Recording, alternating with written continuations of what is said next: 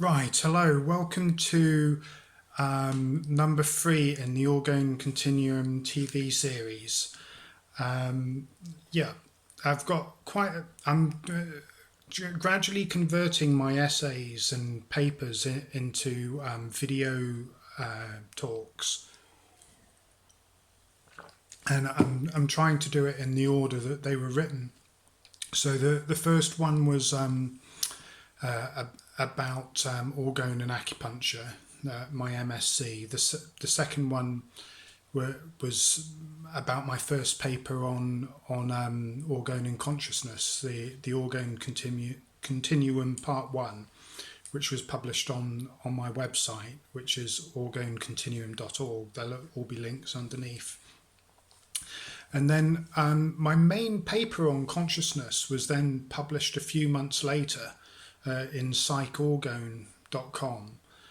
But in between that, I tried to develop an orgonomic theory of good and evil, because there's two main areas in which orgonomy is a huge area, in that it goes all the way from psychiatry, like because Reich realized that Freud's libido was actually a real energy.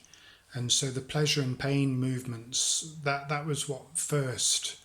Pleasure and pain as movements of energy translate into bioelectricity. That led him on to looking at organisms and contraction and expansion, and that led him into microbiology, and he discovered an entity halfway between living and non-living things that occurs when living matter breaks down or ordinary matter is superheated and then put in water. And this entity gives off energy, which is how he discovered the orgone life energy. And then that led him on to physics, and physics led him on to cosmology.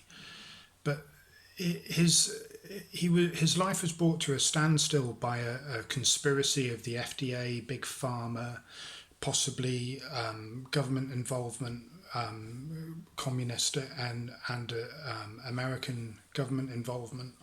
But whatever is the case about the politics of his life, when he was falsely imprisoned and he knew he wouldn't get out alive, well, he was pretty sure he wouldn't. He hoped he did. He was going to move to Switzerland if he did, but he knew it was a long shot, considering the situation.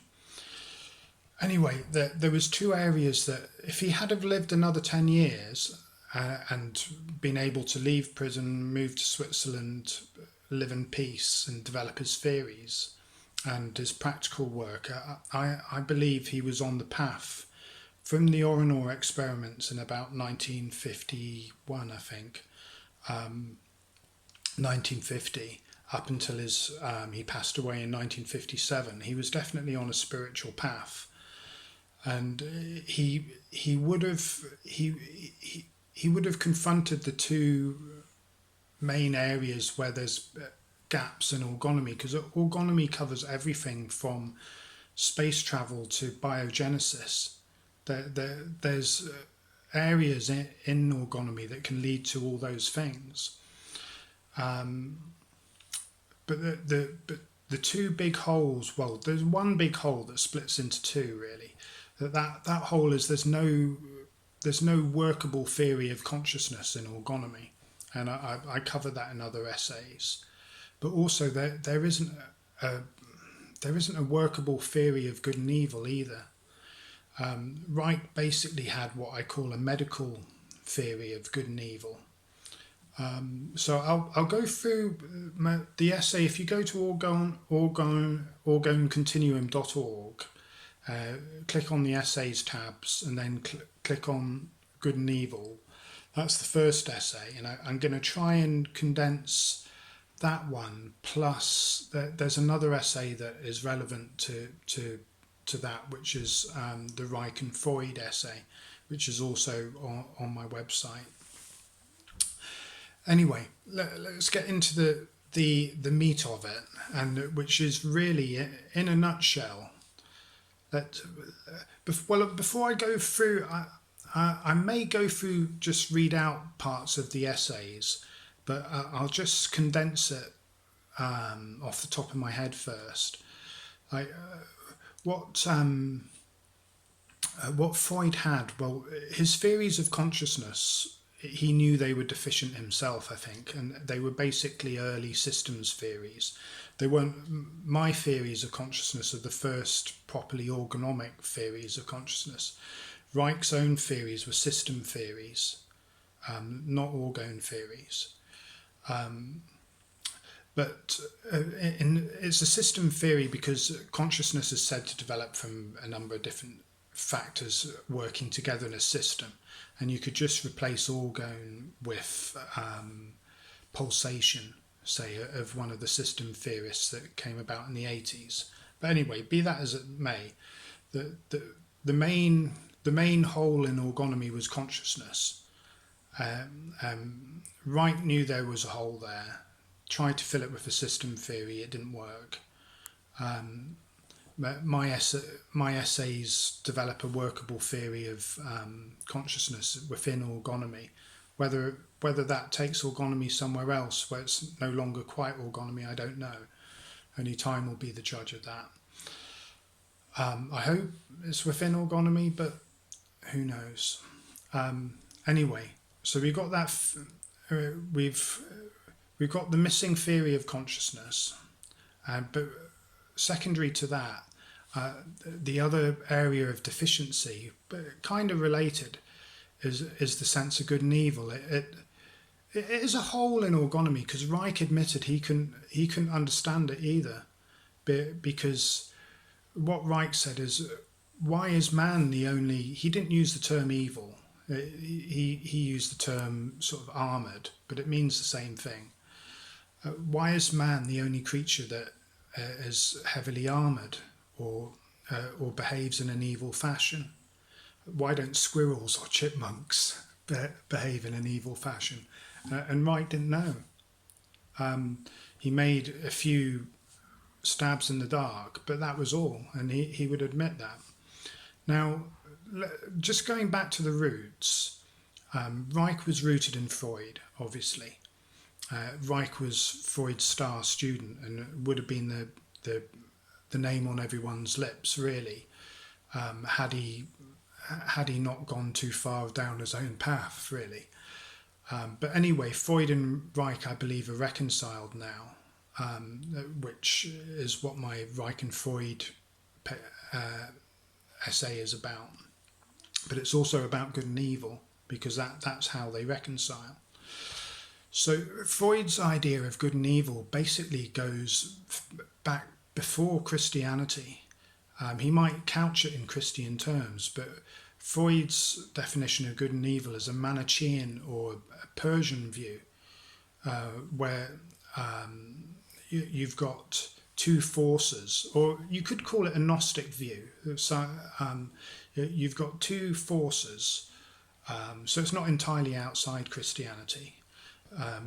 You've got a force of evil, which is Thanatos, and you've got a force of good, which is Eros, and so that's Reich, that's Freud rather, and those forces are primary in the universe or in man's psyche. Freud wouldn't use terms like they're primary in the universe because he'd want to avoid sounding religious, but it amounts to the same thing. Reich, on the other hand, had what I call a medical theory of good and evil, or a medical view of evil, which is the most common term, most common view, and is probably the default view of society, and certainly the default view of modern Christianity, I'd imagine. The medical view of evil is that the universe is basically good. The universe was made by God, made by the forces of goodness, or nature is inherently wonderful if you want to remain non-theistic. But then parts of that nature get detached and become ill, as it were, and are not functioning properly. So evil is a part of, say if my body is the universe, then I'm goodness personified, obviously. But then a few cells start to rebel, and they go wrong, and I have to bring them back into harmony with the whole. That's basically the medical view of evil, and that's I don't know if you could call Carl Jung's view of evil, a medical view of evil. It's a bit more subtle than that, because Jung's view was that we have a shadow side that we've not integrated, and that once we integrate that, then we're whole. So that's a bit like Hegel's view of good and evil, because Hegel thought that the entire universe was one entity, the same as Spinoza with his universal substance. Although he's called an idealist, he's not actually an idealist in a pure sense, because he believed in that matter was real, but that all matter, all mind is part of one entity, and that everything reveals the highest. Everything is revelatory of the highest goodness in the end. So evil would be becoming cut off from the goodness, or becoming less than whole, which is in a sense similar to the Christian view of evil in some respects, in that evil as an absence of good, or evil as being cut off from God. So in Hegel's view, that would be illusionary. You wouldn't really be able to. The evil would be an illusionary state, although it would have real effects for a time, which is similar to the Buddhist view, really. Anyway, so I'm not sure quite how my orgonomic theory of good and evil would fit into that, but basically, in a nutshell, it gives good as a direction of there being only one substance in the universe, Orgone, that pulsates. The good direction is the life direction of it. So it's one substance in two directions. Anyway, that's the synopsis. So I'll just go through section by section of the essay, and then give an overview in more detail. So I've said one can define goodness as thoughts, intentions and acts that lead to benefit, happiness and value. Evil can be defined as thoughts, intentions, acts that are undertaken to cause harm or destroy value. Although good and evil are hard to define exactly, most people would agree that they exist. So even if good and evil doesn't exist ultimately, like everything is ultimately God or ultimately one, on a mundane level they can be said to exist, because sometimes things aren't how they would like to be, how people would like them to be, or entities would like them to be. Orgone is a life energy discovered by Reich. In my work, I define it slightly more broadly than Reich did as a life force, a continuum of spirit, energy and matter-like properties.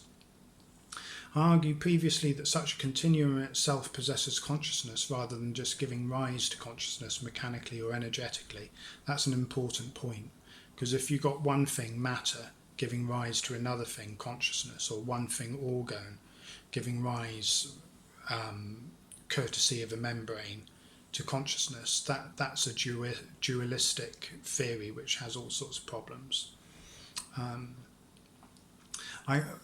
Although on a side note, I learnt recently that the father of dualism, Descartes, he wasn't actually a dualist. He could be called a Trinitarian more accurately, because he believed there was three substances apparently: God, mind and matter.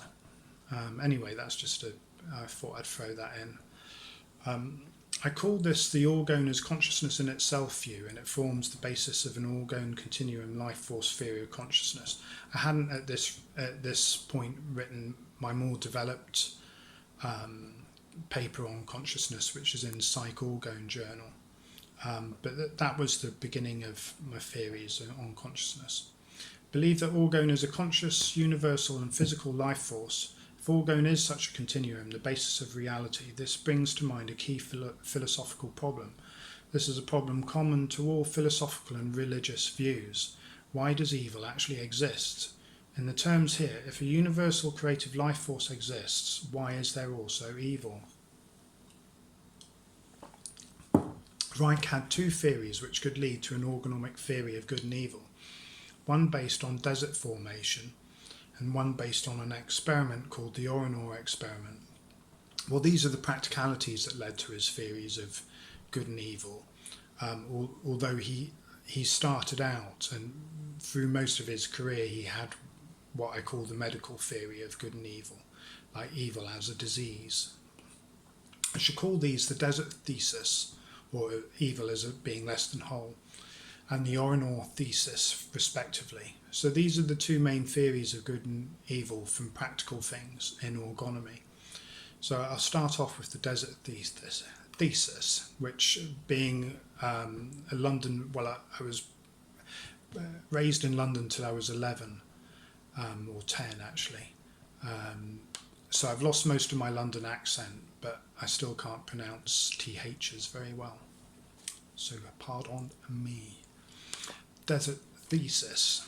The desert thesis was based on Reich's experiences during his cloud-busting operations. He noticed that deserts were prickly, oppressive environments that are thirsty and water depleted. He observed that plants in the desert developed hardened exteriors and hollowed out interiors like a cactus. He put forward an analogy with certain hardened, dried out and hollow character types in people, part of a process which Reich called character armouring.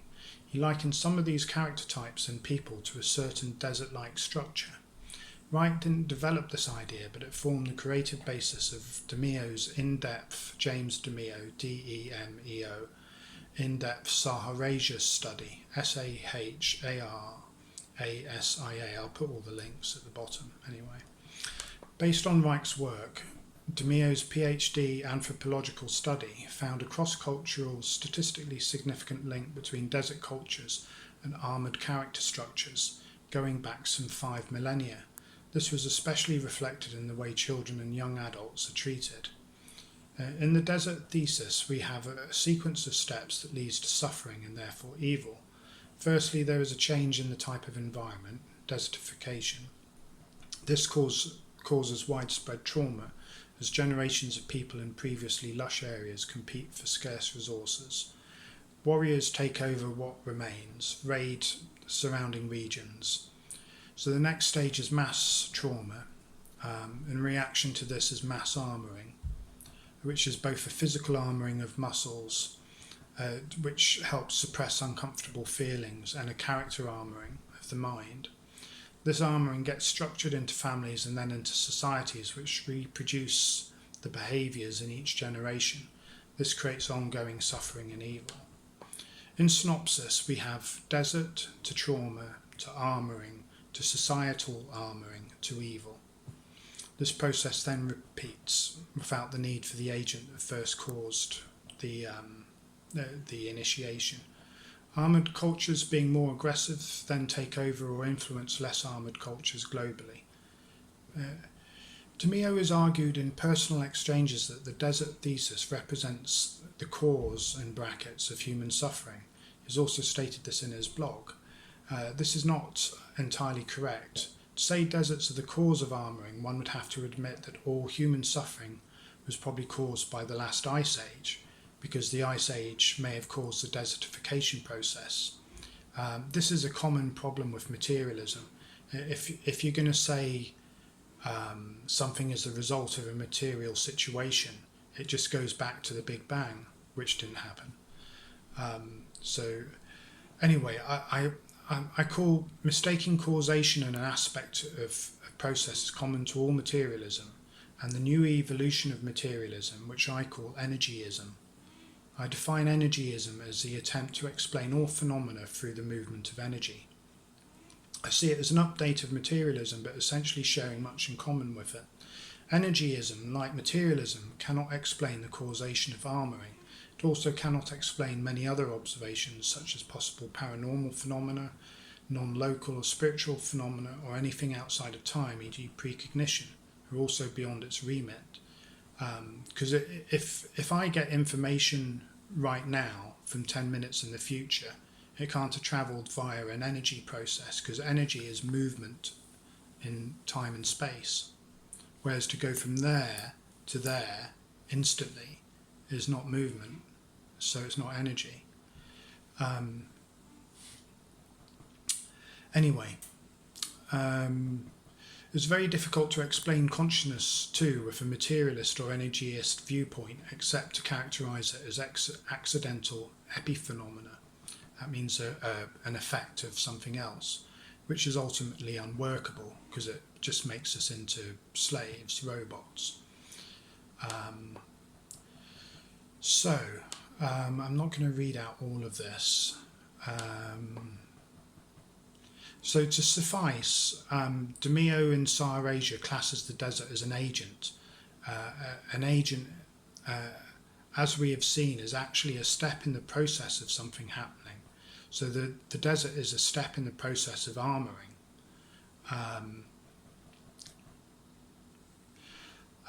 So if the desert is just a step in the process of armouring, what's the actual cause of armouring itself, if armouring is what leads to evil? So even if we say that there is a functional identity or relationship between deserts and armoured societies, this means that the psychic phenomenon of evil and the physical phenomenon of a harsh desert environment arise from one common functioning principle. So we haven't bypassed consciousness in the desert thesis, but merely relocated it a step backwards as the common functioning principle, of which the desert is a variation. So in the common functioning principle, you've got the common functioning principle here, which splits off into one variation and a second variation. So it's the reverse of Hegel's dialectics. So Hegel's dialectics go into the future with David Icke's dialectics. You've got thesis, antithesis, and they produce synthesis. And then synthesis becomes thesis, antithesis, synthesis. So it goes forward into the future. Whereas Reich's dialectics go backwards into the past. You've got one variation, which in this case is armouring, and then you've got a second variation, which in this case is desert. So they seem to be related, but they're not causally related. They go back to a third common functioning principle, which is door, the physical side, deadly orgone, and the mental side is evil. So the desert thesis is correct to an extent, but it's not. It's a descriptive theory of what the process of evil, but it's not a causative theory. It's not a theory of why evil occurs. So it's a theory that needs another theory. The desert becomes a variation of evil consciousness represented physically by Orgone/door. Blah blah blah. Although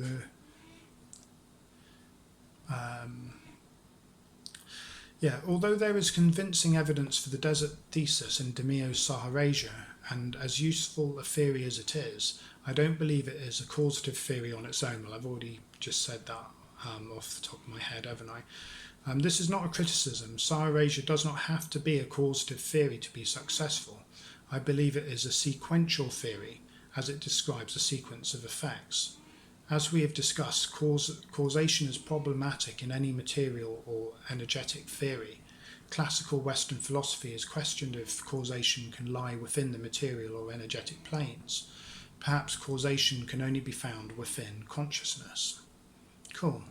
Well, we've already got to 25 minutes, so I was hoping to be able to fit in the Reich and Freud essay today as well, but I think that's going to have to be next month. Anyway, never mind. So the other theory of good and evil is the not theory, the other practical observation that led to theories of good and evil, or thoughts, thinking about good and evil. So we got the desert thesis, which Reich initiated in the 50s, and then it was in a very undeveloped state, but all the basics were there. If you read Contact with Space, and it's mentioned in selected writings as well.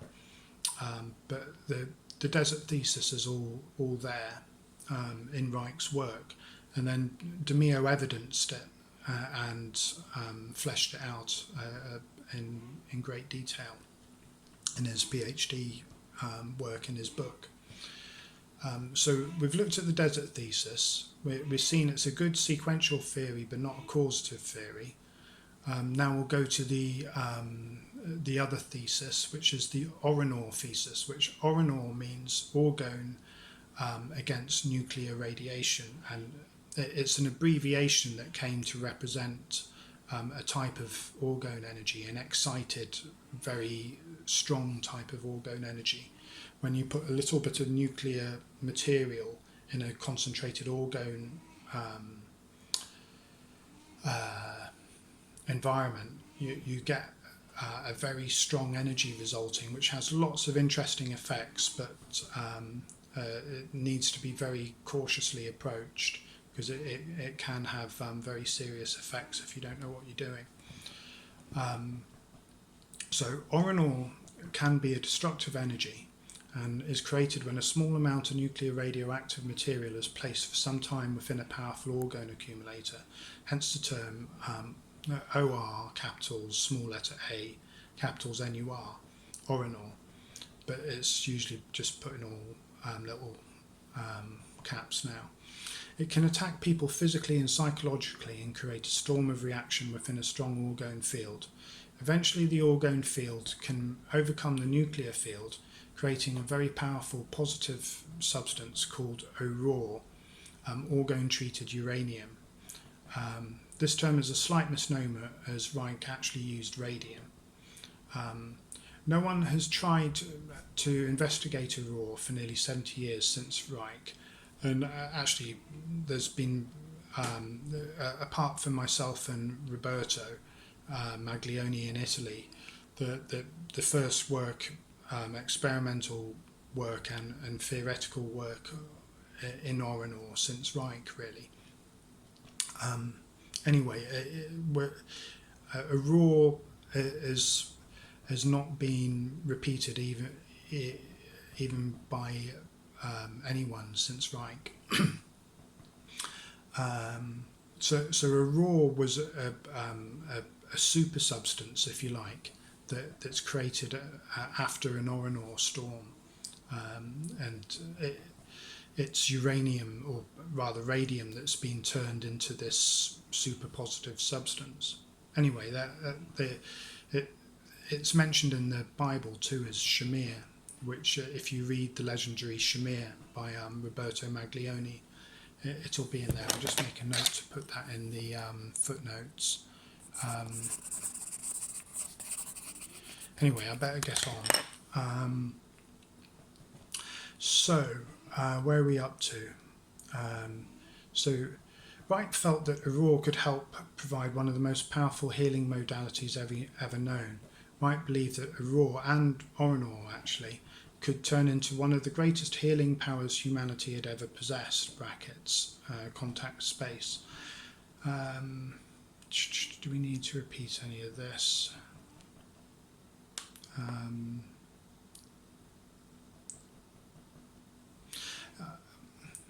So Stephen Katz, an orgone, the only orgonomic philosopher in the world, pretty much.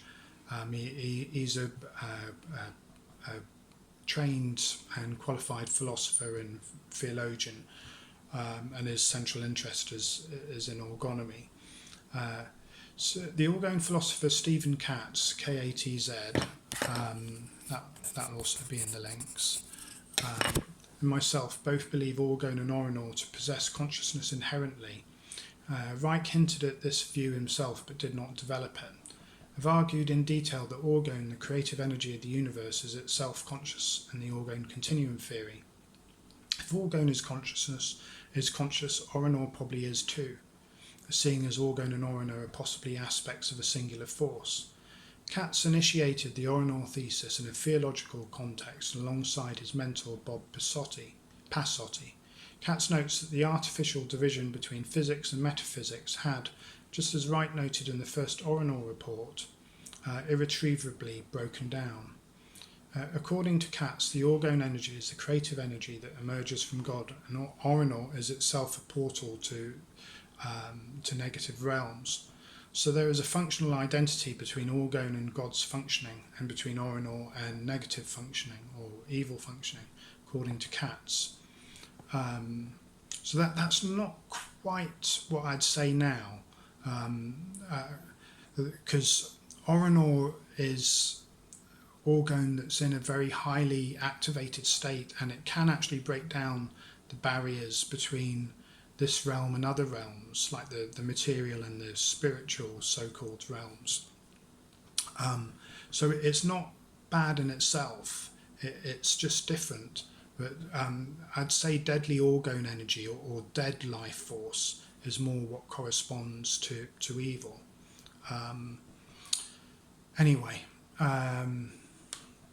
So then I go on to talk about the medical view of evil.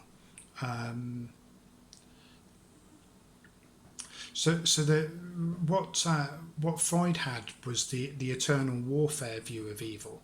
So eros versus thanatos, eternally. In the medical view of evil, it is assumed that there is a singular God or a singular universal mind, or in secular terms, which Wright would have preferred in most of his career, a universal nature. Although this singular entity is omnipresent and omniscient, it is not omnipotent. Contrary to the simplistic strawman arguments of the militant atheists, most religious views do not see God as the 17th century version, an omnipotent high God, supreme creator being. The high God concept, so loved by Dawkins, would be considered idolatrous by most modern theologians because it reduces God to a human-like being. God is also not omnipotent in at least one sense, because all beings are said to have their own free will to do good or evil. In addition, many consider God to be transcendent of all human terms, including good, evil, existence, non-existence, and so on. So there are a few religious and materialist exceptions which advocate complete determinism, but these are the exceptions.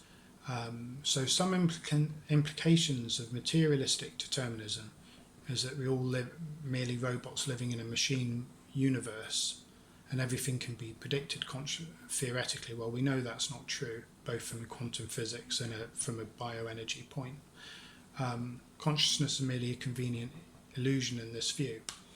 But to return to the medical view of evil, at a deep level we can all be said to be aspects of one entity. Individual aspects of this entity can become isolated, lose their wholeness, or simply choose an evil path. Just as a body or cell can become diseased, so can aspects of reality, an organism, an environment, and so on. So I then go on to talk about monotheism versus polytheism, and how they're actually not as different as can be seen. I mention agnostics like Darwin and Einstein.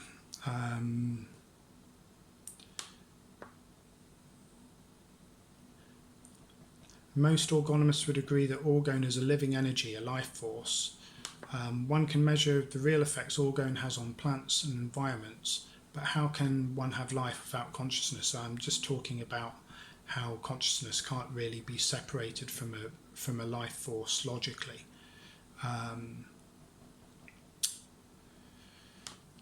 But to return to good and evil, I'll just read out this one paragraph because this one's quite key. There are problems with the medical view of evil. If one says that a certain state of life is an illness, that's making a judgment. However unpleasant or dysfunctional that state is seen as being, it is still just a state of life. Someone might say that being evil is just a part of life. It is not in itself an illness. If that is a person's judgment, it's hard to disagree. Anything that exists is in effect natural, including our very armoured society and the current few thousand years of evil behaviour.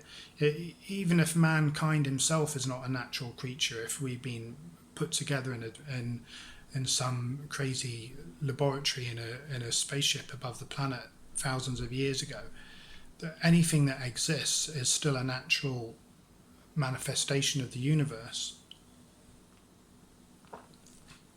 So anything that exists is in effect natural, including armouring and our current sort of messed up behaviour.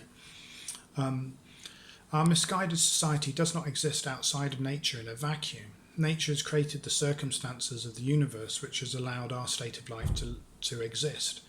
Even if it is an aberration, it is a natural aberration. One could say in illness or an evil state of life one's functioning is impaired, but again,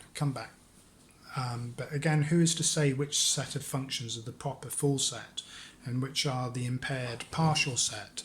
So the medical view of evil is perhaps unscientific. It is saying in effect, these are the preferable states of life, which we'll call health, and these are good, and these are the bad states of life, which we'll call disease, and these are bad, or evil. There may be good reasons for these statements, they may be universally agreed, but they're still judgments. Although evil is quite separate to goodness, there does not seem to be more than one cosmic energy in the experimentation of orgonomy. Now, this is a key point, and partly at some points there's been slightly different viewpoints between myself and Stephen Katz on this, because if you've got two separate cosmic energies or even two separate universes, it's possible for one to be good and one to be evil, and for them to be eternally opposed, like the Freudian, Manichaean, Persian view. But if there's only one energy that splits off into different, or one entity that splits off into different states, then that leads to a different view of good and evil. So in Reich's view, because there was one energy and certain things didn't function properly or as a whole, or were armoured and unhappy, that he thought evil was when things aren't functioning fully. So the medical view of evil comes from that one. The same with Christianity, because from an in-depth theological viewpoint, there is only God, which is true of most of the monotheistic religions, actually. So there can't really be a true equal source of evil. So far in orgonomy, although you've got Oronor and Dor, they all seem to be aspects of Orgone. So there does not currently appear to be a life force and a death force with separate and competing consequences. Reich saw evil arising out of the blocking of the path of the creative Orgone. Physically, muscular armouring or brain armouring and mobilisation in schizophrenia would perform this blockage. Emotionally, this blockage would be maintained by the character structure. So this blockage armouring would come into place through these mechanisms Reich described. Humans put these mechanisms into place in reaction to prolonged trauma. So in orgonomy, evil arises from reaction to external trauma, producing armouring, which then places blockages on the free flow of Orgone. So I've in the article I've got the common functioning principle diagram of good and evil according to Reich. So you've got the basic Orgone, which is goodness, goes up, reaches a block, and then one variation forms defences, after this block, after the energy goes through the armor block, and the other variation creates destructiveness and evil. And then the two variations, destructiveness and defenses, fight, and there in that middle bit you've got like the character structures where they've got a lot of defenses against all this evil that's going on, which actually comes from their own energy. Anyway, Reich goes into that in great detail in the mass psychology of fascism and in the book Character Analysis. I'll just go and get the door, I won't be a sec.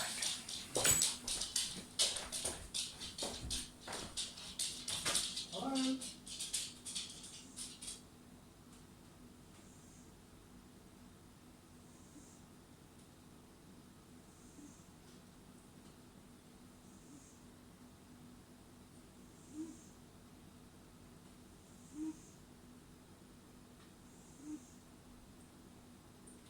Yeah, is he on Southgate? Yeah. Okay, cheers.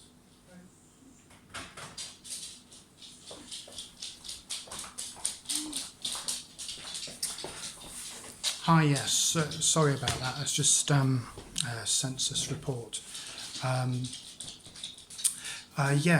So to go back to the essay, we've got Wright rejected Freud's death drives and masochistic drives, saying that humans had but one drive towards pleasure, health and life, but this drive becomes blocked and then expresses itself in a twisted manner. Resulting in masochism and other situations. Freud's death drive then becomes illusory for Reich, processes being merely the thwarting of the orgone energy in its quest for healthy expression. Reich did reconcile himself to some extent with Freud's death drive in his paper Re-emergence of Freud's Death Instinct as Door Energy in Orgonomic Medicine, Volume 2, Number 1, 1956. But he maintained that although the death instinct was a premonition of the door energy, door and orgone itself was not conscious, and therefore Freud's death drive was not a true instinctual process. So there's a problem with that, because Reich is basically saying, well, door behaves like the death drive, but it's not conscious. It's just this dumb energy, which doesn't actually stack up. Anyway, I go into that in more detail in my Reich and Freud essay, which does actually reconcile those viewpoints. So ultimately, in theological terms, there does not appear to be a supreme good versus a supreme evil, a life drive versus a death drive. Reich's singular cosmic life force would rather correspond to the existence of a singular good force of a creative universe. From an orgonomic viewpoint, there appears to be just one cosmic energy which functions creatively or destructively. This doesn't explain why evil exists, however. Even if we go through all the mechanics or energetic components, desert, trauma, armoured society, this is still a list of agents in a chain. The singular force of orgone also doesn't explain why one cosmic force can manifest in a dualistic way, creativity versus destruction, life versus death, orgone energy versus oranor energy. Our experienced universe is undoubtedly dualistic, so why is it that we can observe only one cosmic force and not two forces, an orgone life force and a separate oranor death force? So what I've done in this essay, I can wrap it up fairly quickly, is that I've said there's only one orgone force, but that there's two directions to this force. There's a spirit, energy, matter direction, so from consciousness to spirit to matter, and that corresponds to orgone energy, creativity, life force, goodness, and there's a matter, energy, spirit direction going in the opposite direction, which corresponds to, in some levels, Orgone, door energy, which is more dead orgone, whereas orgone in an Orgone state is very much alive, very active. But the matter, energy, spirit direction corresponds more to the evil direction. So I'm saying good and evil are two directions of orgone. Shush. So I provide a number of, I wish the light would stay on this. One, I provide a number of examples of spirit, energy, matter, and direction as being the goodness direction, and matter, energy, spirit as being the destructive or evil direction in the paper. Nuclear fission corresponds to matter, energy, spirit, because you've got release of energy in the form of radioactivity. Then that, so you're going from matter to energy, and then that impacts consciousness, so ends up as spirit. Then, so and of course the desert thesis that corresponds to a direction from matter to energy to spirit, because a lush environment, the material degrades, the energy can't support life, there's less life force, that impacts consciousness, creating the armouring situation. The desert reflects a breakdown in the planetary balance of matter, a change in the water balance of the planet. Change in water available turns a previously lush environment into a harsh Orgone or death environment energetically. As the water levels change, the plant and animal life is destroyed and complexity is reduced. Life becomes scarce. Ecological cooperation is reduced and competition becomes the key in a fight for individual survival. So Darwinian is the process of Darwinian processes are the processes of death. They're not life processes at all. Competition takes precedence when an environment is dying. Your whole body is a cooperation of cooperatives. Anyway, the life environment exposed to the sun without cloud cover becomes overcharged or depleted, Orgone and door environment respectively.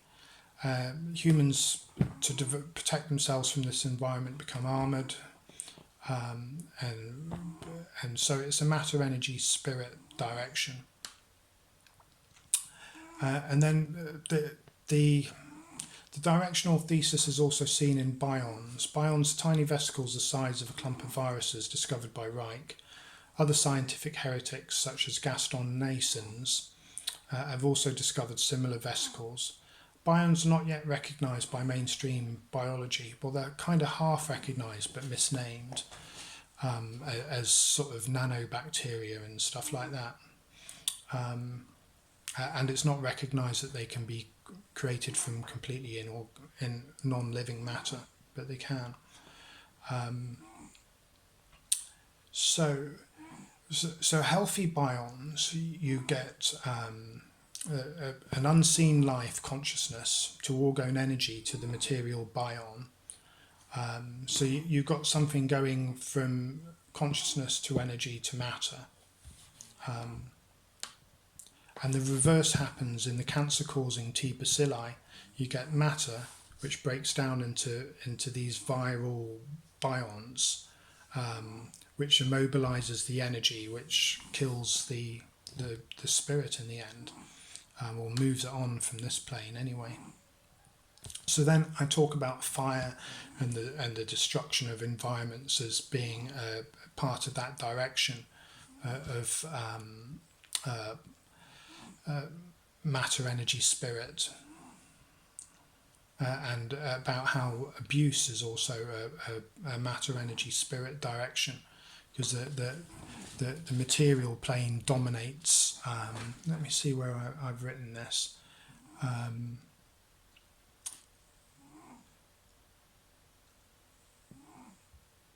Destructive emotions tend to travel in the opposite direction too. Hatred, for example, if acted upon, imposes itself materially.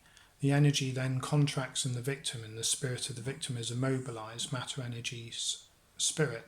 In abusive situations, the material level of an organism or environment is attacked, its energy released and then consumed by the attacker at the spirit level, so matter, energy, spirit, or evil. It puzzled Reich why, this is a key paragraph, so I'll read this out in full. It puzzled Reich why man was the only animal to become an aberration in nature, to build psychotic, armoured, nature-destroying societies. I think the directional thesis may answer that to some degree. It is perhaps not the nature of man's aberration that is unnatural, but simply the degree.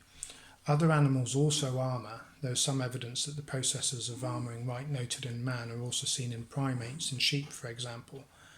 There is evil in nature, but these other animals cannot overcome their environment or impose their consciousness to the degree that humans can.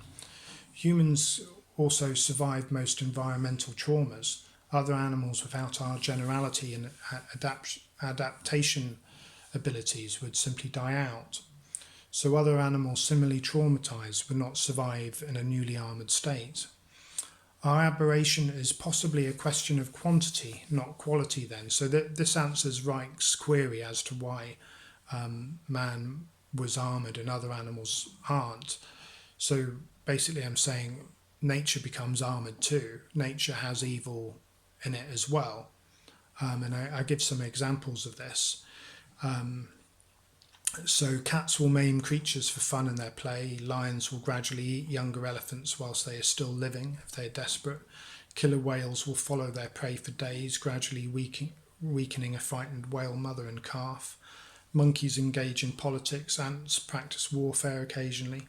However, the balance between good and evil is contained in animals, and man it is not.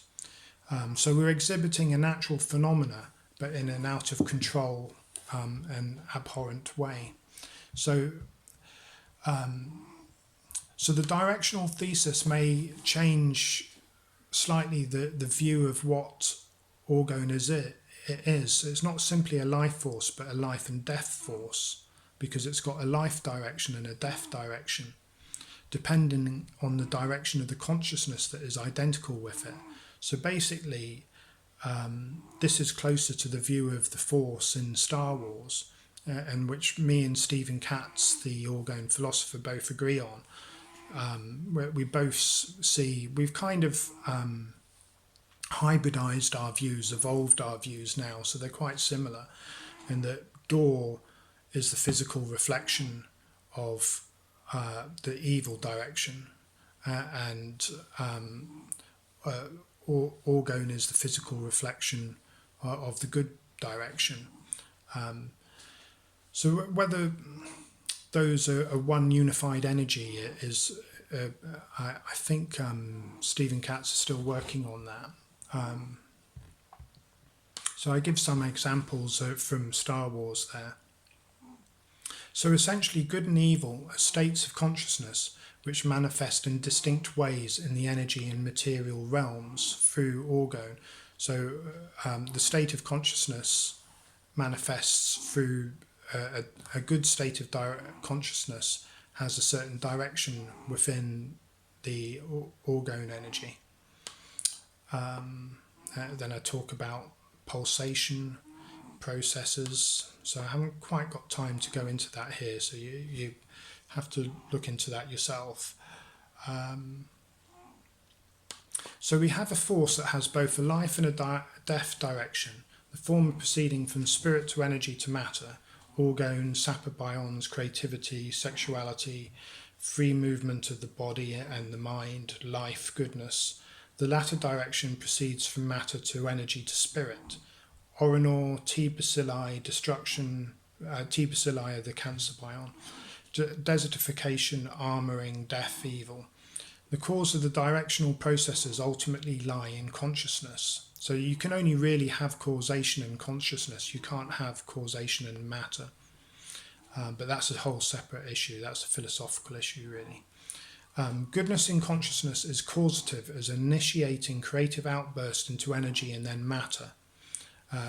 Evil in consciousness, on the other hand, is causative as a post-process consumer, an attractor of matter back into energy to be ultimately consumed by spirit, which puts a whole new slant on the consumer society, of course. We should be a creator society. The above is a logical proposition, as I believe Orgone and Orinor to be inherently and independently conscious. As Reich noted, Orinor had highly selective diagnostic abilities, which I feel also implies a level of consciousness in the Orinor energy. I do talk some detail about other things, Victorian and nuclear physics, low energy nuclear physics and Malov, and or different views that are related to the arguments I'm putting forward. But to sum it up in a nutshell, and there will be a second essay on this because there's more. The good and evil has consequences on the directional thesis is in alignment with Reich's very last view of good and evil and of consciousness, which can be seen in contact with space, and which changes his previous views. But that's included in my essay on Reich and Freud and the primacy of consciousness. So just to sum up my directional thesis of good as the expansive direction of Orgone and evil as the contractive, consuming, destructive direction of Orgone, it has consequences for how we view society, because good and evil are natural processes that occur in everything that exists in the universe. So to say, oh, we've got this magic system called Marxism or neoliberalism or whatever religion you want to say, or your own new spiritual thing, I've got this amazing system that's going to make everybody happy. There's an inherent evil in saying that, because good and evil are natural directions that are encountered everywhere in the universe. So if you want a system to save you from good and evil, you're giving up the responsibility for good and evil, which is an evil thing, because then you're allowing evil to occur. So mankind is never going to be able to find a system that will save it, because good and evil are not controllable by systems. They come from within. They're naturally inherent. So we have to go within and find ourselves, really, and that for me is the way forward. So when I found myself, I'll let you know, because I'm not sure where I am right now. I'll give myself a shout, and if I do turn up, you'll be the first to know. Okay, au revoir, take care, and hopefully you're slightly less confused than you were before you watched this video. Who knows? Right, bye for now. Oh, and my next essay is going to be on the primacy of consciousness, Reich and Freud, a reconciliation, which is, I'm not sure if it was my next essay, but it's certainly related. Bye.